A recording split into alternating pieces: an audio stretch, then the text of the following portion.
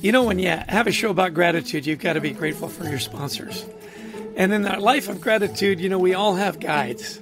Somebody that guided us through our lives, that made us appreciate those things that we have. And that's why I'm so delighted and so grateful for our sponsor, Life Guides. Life Guides is a peer-to-peer community that helps people navigate through their day-to-day stressors by providing a place of empathy, listening, wisdom, and support with a guide who has walked in your shoes, experiencing the same challenge or life experience as you. A true life guide. And because you're listening to our gratitude podcast, if you go to their website, lifeguides.com/schedule a demo and add the code HEALTHY2021. The code is HEALTHY2021 in the free text box. You'll get 2 months of their services for free. 2 months for free. So sign up, show your team you care, get a life guide. Be grateful for those guides in your life, as I am grateful for our sponsor, Life Guides.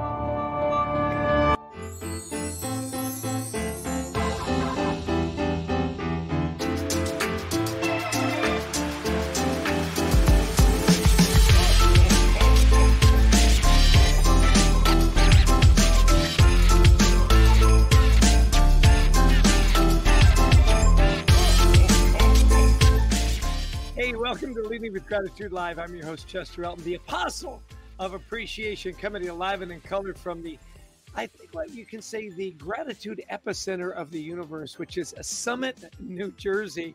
You know, we're so grateful for our gratitude followership, you know, that have subscribed to our gratitude journal on LinkedIn. We just passed over 100,000 subscribers. Thank you so much. And when you give us your time, you know, you're quickly making us the #1 live show on LinkedIn when it comes to gratitude. Of course, everything we do is based on our New York Times and Wall Street Journal best-selling books, Leading with Gratitude. We really appreciate your time. So thanks for giving us 30 minutes. You know, we say, give us 30 minutes and we'll give you some inspiration, some information, and a roadmap to a life of gratitude, both at work and at home. And as always, we have people from all over. We've got, I'm not going to say this name very well. He's from Nigeria, Olamide. We've got Grebristan from Ethiopia, Murra from India. We've got Andrew from El Salvador. It's going to be so much fun. And Mexico City. So we really appreciate your time. And this is all made possible because we've got the most amazing crew in the world. It's methods of, like, if you're looking for really great virtual presentations, there's only one guy to call. It's Brent Klein. Take a screenshot. It's 512-639-2120. Brent at methodsofleaders.com. Visit the website, methodsof.com. Great leadership training there as well. I mean, they do a phenomenal job. If you want to invest in your leadership journey, there's only one place to go. It's methodsof.com. Well, listen, want to introduce you to our new friend and our guest for today. Her name is Ashley Rhodes-Courter. She has a phenomenal story. She's going to share it with us. She's a best-selling author. She's a sought-after speaker. Let me tell you a little bit about this amazing woman. She's been on the international speaking circuit since she was 14 years old. After spending nearly a decade in the foster care system as a child, Ashley became a New York Times best-selling author at the age of 22. She ran for state senate at age 26 and has helped raise millions of dollars for nonprofit organizations globally. Her personal story of resilience, perseverance, and survival inspires audiences of all ages to excel and thrive in their personal and professional lives despite obstacles.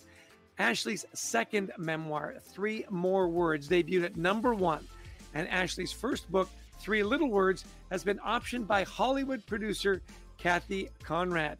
Ashley holds a master's degree from the University of Southern California and is a clinical social worker. Her unique intellectual, personal, and professional accomplishments give her an unparalleled motivational platform. She has been described as a walking cup of coffee. She has been featured on CNN, Good Morning America, The Today Show, Glamour Magazine, USA Today, The New York Times, and most uniquely, and I love this part, on 25 million bags of Cool Ranch Doritos. Seriously, how cool is that? Ashley, welcome to Leading with Gratitude Live. We are delighted to have you here today. Thank you so much for having me. You got it. Now, listen, we've got this international audience. You know, we've got Muraslip from India. We've got Mohan from India. We've got a bunch of people from France, and we've got even Kyrell from South Dakota. Now, they're going to want to ask you questions about your amazing life and your work. And when that happens, we're going to go to the Question Command Center in Wichita, Kansas, for the indomitable Janice Perkins, JP. So as we talk, put your questions in the chat box and JP will pull them up on the show. Now, Ashley, got to ask you, your personal story is so remarkable. For those that are listening that don't know much about your journey and haven't read your books, you got to give us that review of your life because it is beyond incredible. So time is yours. Well, it all started much like all of us when I was a child. And I was actually, I think the most unique part about my story is that I grew up in the foster care system.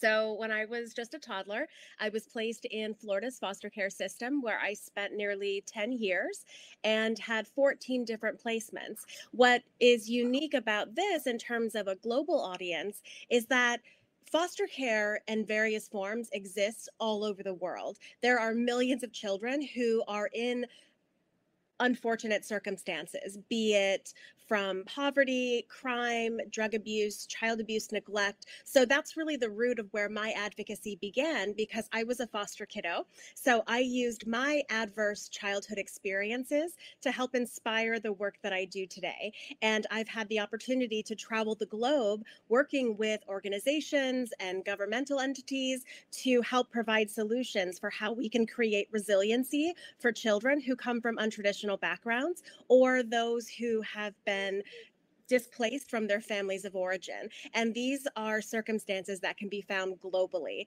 So that really was the root of what inspired me to do the advocacy work that I do. And my very first keynote speech was when I was 14 years old, and I got to speak to a national nonprofit organization that helps serve foster children.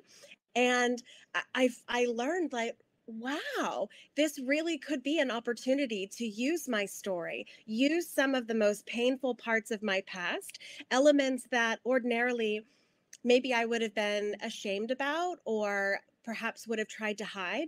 But it was really the darkest times in my life that ultimately became the brightest beacons for hope and inspiration.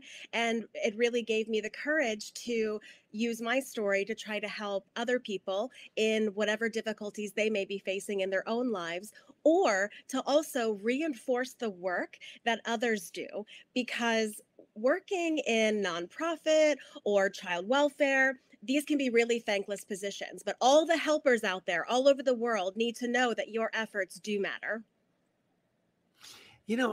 Is it unusual to have 14 families? Is that what you said? I mean, you were 14 years old when you spoke. Did you also have, was it 14 different families? Is that unusual to have that many foster care families in that short period of time?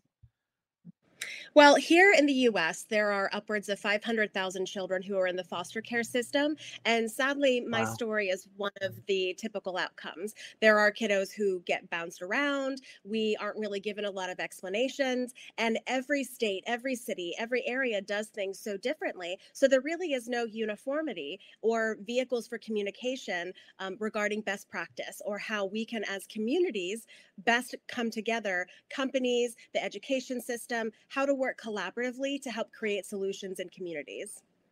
So my So, first book, Three Little Words, is about that experience growing up in the foster care system and what it's like for a child in the US to grow up in those circumstances.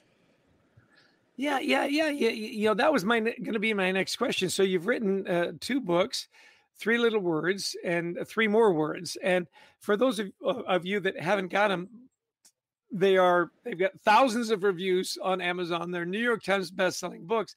Give us a little overview about the story that you tell in your first book and what those three little words are, because before the show I tried to guess and of course I got it wrong. Well, your guess was "I love you." So when people ask me, "Well, what are the three little words?" I feel like I'm obligated to say, "Well, read the book."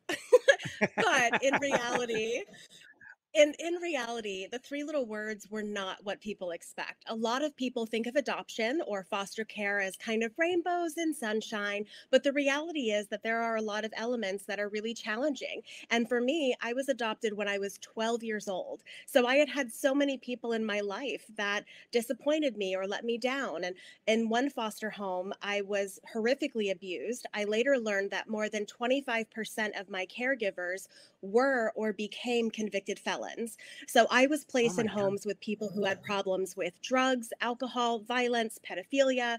It was really quite traumatic. And so looking at those experiences and talking about them in my first book was really healing and such a therapeutic outlet for me. And my first book ends when I graduate high school. So you get to see the story of what it's like for a child to grow up in foster care. And sadly, my story is one that does reflect some of the darker elements of the child welfare system.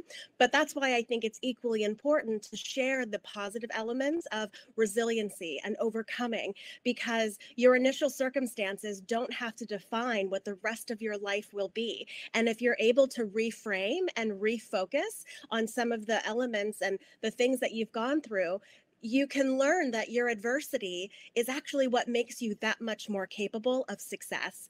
And with my second book, Three More Words, I tap into what it's like to be a survivor of child abuse, because, to be honest, some of those scars don't ever go away, and that's okay. So the second book is more a memoir about my adult life and what it meant to truly have those three little words, "I love you." The love of being a mother, being a spouse and a friend, and kind of what it looks like on the other side of foster care. So what were the first three words? I get the second three words were "I love you." What were the first three words? Well, in the first book, and I'm going to do a spoiler alert on your show because you asked and you're amazing. So if you say go ahead, that's what's going to happen. But I did it once on a radio show and got so much hate mail. So for those of you Oh who gosh. don't like spoilers, close your ears. Now's your chance to close your ears. But the three little words, when I was in court and the judge asked me if she wanted me to approve her signing my adoption papers, I shrugged and I said, "I guess so." So I I guess guess so so. Oh were my my gosh. three little words.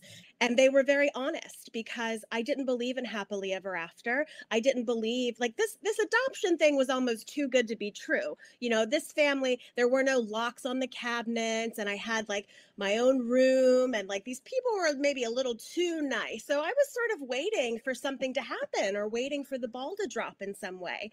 But as they say, the rest is history. And I have an amazing relationship with my adoptive family. And I'm a big believer of practicing what you preach. So my husband and I became foster parents ourselves and have cared for more than 25 kiddos. And I chronicle a lot of this also in my second book, because some people will look at my story and say, oh, well, that happened so many years ago. Things are so different. But my experience very recently as a foster and adoptive parent shows that there's still so much work to be done in communities. And the hopeful part is that there are so many ways to give back on behalf of those less fortunate in our communities. So I hope that my story serves as both a source of inspiration to organizations who are going above and beyond for others, but for individuals, your followers, who are constantly seeking gratitude and appreciation. There can be a lot of light that can be gleaned from even the most dark of circumstances. And my story is certainly one example. I'm just so amazed, when we talk to a lot of people that have been through trauma or they've been through really hard times, it seems to me that you can either fall into the abyss or it somehow softens you and makes you a little more open and even more gracious and more tender, which seems to have obviously been the case with you. Talk to me a little bit about how you build resilience, because that's one of your big messages, that even in the darkest times, you can rally. So what were some of the keys that you can share with our viewers and listeners around how did you bounce back? What was it that you did to build that kind of resilience in your life? Well, Chester, be not fooled, because I'm still a redhead. So let's just say I was not always the polished young woman you see before you. I still have a little bit of feisty in me and a little bit of fight, but I think it's that determination that really helped me. But one of the most inspiring things about resiliency is that it can come at any age, any stage. And that was something I was really focused on in my graduate program, is what are those key elements to resiliency? Why is it that I had the statistically nearly impossible outcome of being able to go to college, go on to grad school? Why am I here while so many of my foster brothers and sisters are struggling, including my own biological sibling? So what is that? What is resiliency? But the inspiring thing is that no one is born predisposed to be more resilient than another. The primary key to resiliency is a support system and the intervention of at least one person in someone's life who can be that positive soundboard, who can be someone to help problem solve and work around. And I'm so incredibly fortunate to have a fabulous support system. I was ultimately adopted when I was 12 and still have a relationship with my adoptive parents. I'm now married with 3 children. We're no longer fostering, but our eldest kiddo is adopted from the foster care system. And because I had stability and community and permanency through the adoption process, I now have friends that I've had for years, and I'm able to live this life of normalcy. And I'm so grateful for even just being able to drive my child to soccer, because the generational impacts of trauma and poverty and abuse and neglect can go on for generation after generation. And those circumstances are incredibly difficult to break. But if you can be one person who can intervene on behalf of another, you might very well have the chance to save their life. And I had a volunteer in my life who was a CASA, court-appointed special advocate. It's a volunteer program that can be found in most parts of the country. Here in Florida, where I'm from, they're called guardian ad litems. So look in your community if you're interested in working with this population or learning more about the child welfare system, because these are volunteers, and I had one. She was a woman who had a little bit of time and a really big heart. And because she said that, hey, there's a kid in my community who doesn't have clothes, who isn't getting her teeth cleaned, who needs school supplies. She was that fellow stubborn woman who was a voice. And ultimately, she helped get me out of foster care and find me the adoptive family that was really transformative. Excellent. Well, we got a bunch of questions coming in. So let's go to JP in Wichita, Kansas for the Question Command Center. JP, it sounds like there's a lot of chatter out there. There's a lot of chatter, Ashley, and I just want to tell you, I want to reach to the screen and just hug you. Your energy is palpable. I love it. And Kiriel from South Dakota wants to ask you about your affirmations or mantras that you carry with you. What helps you stay on track? A big part of what helps me stay on track is this idea of, people really talk about your negative triggers. So being able to identify the things in your life that make you uncomfortable. But it's equally important to know the things that bring you joy and a smile and make things okay. And for me, I kind of let my silly fly. And I think being able to shed a lot of the shame that I carried with me for so much of my life has been really important. And I think it's sort of also helpful that I double as a play therapist periodically. And so I get to play with toys, but let's be real here. Like my office has a unicorn pillow and you can't even see it, but I think you can a little bit on one side, but I've got a chicken. We have therapy chickens. I think it's so important to have levity to even intense situations. And one of my coping mechanisms has always been journaling, and I've always enjoyed writing and the arts. So find not only those toxic elements that might set you on a dark path or make you feel less or unproductive, just as we're trying to rid ourselves of toxicity, you want to be sure to find the things that make you happy. And it could be something as small as like a sparkly headband or a fun pillow in your office, whatever it is, fabulous orange glasses like someone else on the panel this morning, whatever those momentary, it can be music or a smell or a sight. Find the positivity in your life and allow yourself to indulge. Treat yourself as you treat everyone else, because you are putting yourself out there for others and working so hard on behalf of friends, family, children, spouses. What if you turned a little bit of that energy onto yourself and give yourself permission to do that? Excellent. So where do people go to find more about your work? What website would you send them to? My primary website is Rhodes-Courter.com, my last name, but I'm also on social media. I feel like a little bit of a dinosaur on the platforms, but I'm a real person and with a real determination to give back and help and serve. So please feel free to check me out on the internet, pop a name in the old Google search, whatever your favorite source of gathering information might be. Excellent. It's we've got a wonderful sponsor. We talk about where do you go to get help? Where do you go to invest in yourself? And we have a wonderful sponsor, methodsof.com. And, it's really great. You can go there, invest in your leadership journey. I love people that are students of leadership. It's 100 coaches. It's powered by the 100 coaches. It's Methods. Marshall Goldsmith is there, the world's leading executive coach. Just talked to Martin Lindstrom today, actually. Brilliant branding.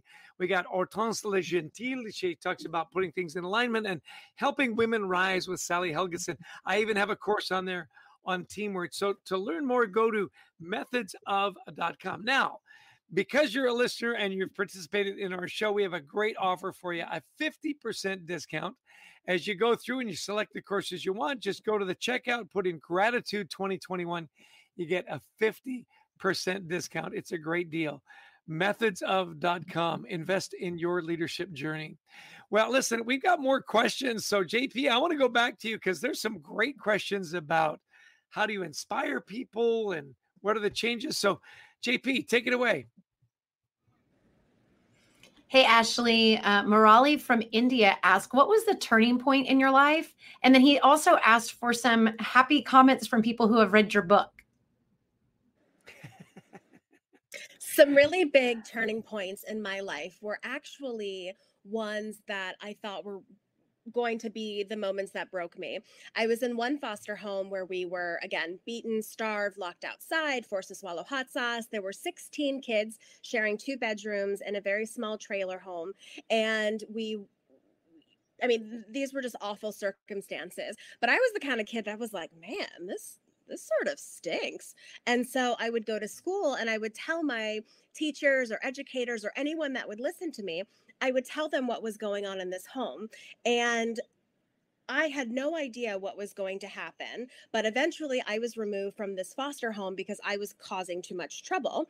But Fast forward many years, and I know we have like 10 minutes. So full disclosure, this is actually how I am in real life. When they say I'm a walking cup of coffee, it's because I'm kind of all over the place. But if I'm ever really like this in a kind of professional platform, people would have no idea what I'm talking about. But I know we got to get through a whole lot of story really quickly. So here we go. Fast forwarding, gonna move on a little faster. When I was a teenager, I was sitting in the living room with my adoptive parents watching the news, and up on the screen popped two mugshots. They were the arrest photos of those former foster parents. They had been arrested on over 42 counts of felony child abuse with torture. So finally, there was evidence that somebody was listening to the children. And that was a huge turning point in my life as a teenager, because it gave me the opportunity to be kind of like a Ashley Brockovich. And unfortunately for my adoptive parents around that time, I had actually watched the movie Erin Brockovich, and I was like, hey, I want one of those class action thingies. There were so many kids in foster care being abused and neglected, or even kids who are in dangerous situations in their home who are falling through the cracks because there's no one to speak for them. And so going through this whole process of having class action lawsuits in the state of Florida, it helped change laws and policy and legislation. And so that really helped inform a lot of the advocacy that I do today. And here was this hideously, nearly fatal situation in this horribly abusive foster home that ultimately became a case that hopefully helped change laws and practices for other kids in care to give them a fighting chance as well. So that was just one example of how something really dark and horrific in my life turned into something really meaningful, and certainly something that I carry with me to this day. And I remember my fourth grade teacher gave me my very first book, which was Anne of Green Gables. And I was like, okay, whoa. What's up with all of these orphans who have red hair and their names start with the letter A? I was sensing a little bit of a pattern here, but just a teacher giving me a book started inspiring my love of literature and writing and journaling. And so certainly the school system was a tremendous inspiration. Going to school, I wasn't beaten, I wasn't starved. I got wonderful feedback from teachers who maybe were a little afraid of me or didn't know what to expect. But that really served me well because I dreamt of going to college. When I was a teenager, I started doing scholarship contests and essay contests.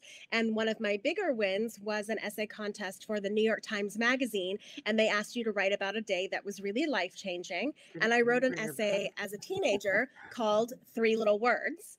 And ultimately, that essay, I won first place. Yes. And from that, publishers contacted me interested in hearing that full story. And that's how my first book came about, actually, when I was a teenager. So that's, again, another example of those small acts of kindness and how things can come full circle. Okay, we got time for one more question if you promise to keep your answer short. Okay, so JP, pick one more of those great questions, and then we'll start to do the wrap up. You are amazing. You are a walking cup of coffee. I would agree with everything people said. So JP, one more question. I'm going to disagree. I think she's a shot of espresso. Right. How can teachers and adults, Ashley, be better advocates and look out for kids who are in bad situations? How can we help? The short answer Ashley, is in less than 30 seconds, you have to answer this question. Okay, go. Google trauma-informed classrooms. So my organization, we also do continuing education credits, trauma-informed classrooms. Everyone, every kind of provider should be trauma-informed. Great place to start. And if you're curious, reach out to us and we'll come out and do a training. Excellent. You know, I love all the comments that are coming in. We've got Zaya, and he says, big kudos to you, Ashley. I'm definitely hearing more and more about fostering from many public personas. Well, listen, talk to me a little bit about, you've talked a lot about gratitude in your journey, the people that you were grateful for that looked out for you. And so I'm curious, where did you find your gratitude today? My gratitude today stems from watching my children grow, because I had someone who volunteered to intervene on behalf of my life. That cycle of abuse is broken. And so now, even though I had a horrific upbringing, my biological mother had such difficulties, was a teen parent in foster care herself. But I look at my children, and the most traumatic thing in their lives right now is broccoli. So just seeing them playing sports and going to school and knowing that they will never know what it is to be hungry or afraid or wonder where they're going to sleep at night, those things are just absolutely beautiful. And it's all because of the community members who took a chance on a little foster kid. And I'm thrilled to be a part of the community that I'm in and be an active participant in the change happening around me. Isn't that great? Put it in perspective, being starved, abused, and beaten and having to eat broccoli. It's not quite on the same level. That's awesome. Hey, listen, tell us one more time where you can find information and get to know you better and buy your books. More information can be found at Rhodes-Courter.com or on social media. And my books can be found anywhere your favorite books are sold. That is awesome. So as we wrap up, we've just got a couple minutes left. We've had a wonderful, engaging conversation. Your story is inspiring. Your advocacy is even more inspiring. So if there's one thing you want people to take away from this conversation today, that one nugget, what would it be? The one nugget I hope your listeners and viewers will take away is that you have the prospect to make such an incredible difference in the lives of others or for yourself. Healing is attainable, but also because you are strong, because you are a survivor, don't be afraid to ask for help. That doesn't make you weak. That doesn't make you vulnerable. I'm now a therapist, so I'm a really big fan of having people to brainstorm with. Reach out to your community and take care of yourself as you're taking care of others. Make sure that you are filling your cup before you're giving everybody else a drink. Or as JP would say, that shot of espresso that we are now going to call Ashley Rhodes-Courter. Hey, stick around because we're going to do some fun things at the end, but I want to give a shout out to our sponsors, the folks that produce these amazing shows for us. I mean, it's Brent Klein. If you're doing stuff online and you need a great producer, seriously, there's only one guy to call. His name is Brent Klein. He can be reached at brent@methodsofleaders.com, 512-639-2120. Take a screenshot. And don't forget, if you're in your leadership journey, invest in yourself. It's powered by the 100 coaches. It's a 50% discount when you check out. Go to methodsof.com, put in gratitude 2021 at checkout and save 50%. Now, our wonderful publisher, they have produced a great commercial for us. We want you to buy our books. It's Harper Business. Alan Mullally, the guy that saved the Ford Motor Company, said, I love this book. Not so subtle. Buy me. Hey, listen, our new book, Anxiety at Work, has come out. We love that book. One of the strategies is to use gratitude. There's a lot of crazy stuff out there in the workplace. Anxiety is the number one issue in the workplace today. Treat yourself to 8 strategies that can lower those anxieties. Well, listen, sign up for our gratitude journal on LinkedIn. Thank you so much for your time. We love our gratitude community. Now we got a blank box in the middle. I think JP is out there somewhere. This is our team. Our tradition, Ashley, is we dance it out. So Brent, ramp up the music. Ashley, give us your best dance move. We'll see you next week at 1 o'clock. Thank you, Brent. Thank you, Trustee in Atlanta, Georgia, that does all those wonderful guests. Ashley, love the move. JP, don't know where you are. Wichita, Kansas. Be grateful, be kind, be of service. Ashley, you were amazing. Stick around. Love you guys. Brent, take us out, baby.